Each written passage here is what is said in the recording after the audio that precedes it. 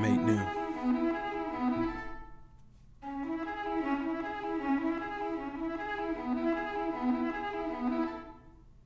As he surveys the earth, he sees a lost soul in the form of clay, formless, without shape or purpose. This pile of clay, this soul, has no hope of changing from its uninspired state in and of itself, for it doesn't possess the power to change itself, for it's only clay. In the same way, a lost soul without the enlightenment of Christ cannot change in and of itself as well. But when he sees the clay, this soul, he doesn't just see what it is, he sees what it can and what it will become. Because the moment it catches his eye, he immediately has plans of what he wants it to be. But when he reaches for the clay, there's a decision to be made. Not by him. He has already predetermined what he's going to do.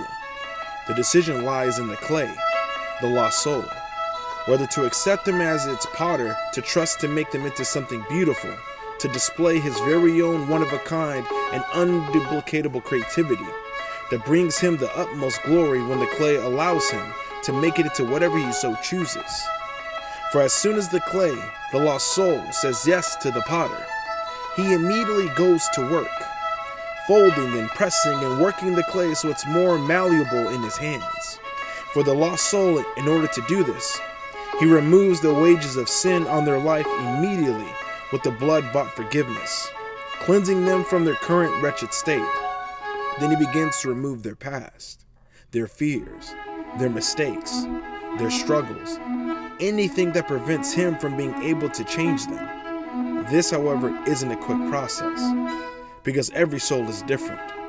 Some things fall away quickly as he works, while others take time.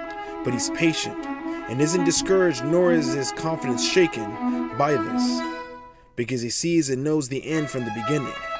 So he already knows what it's going to take to transform this soul, this clay, into something beautiful, besides what it currently is. So he keeps working and keeps removing until the clay is ready to be formed. The clay, the soul has made it this far, but now it must allow the potter to begin to form them into what he had in mind from the beginning. As he reveals different curves and different shapes, it's like a mystery being revealed, because the clay doesn't know what it's becoming, nor does it know what it will be once it's completed.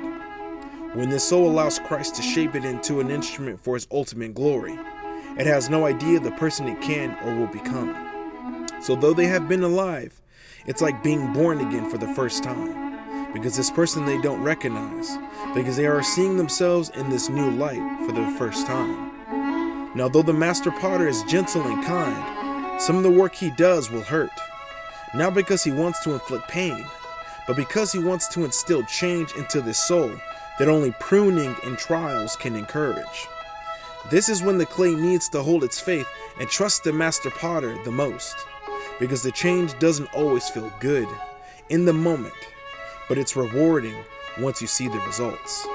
As scripture says, weeping may endure for a night, but joy comes in the morning.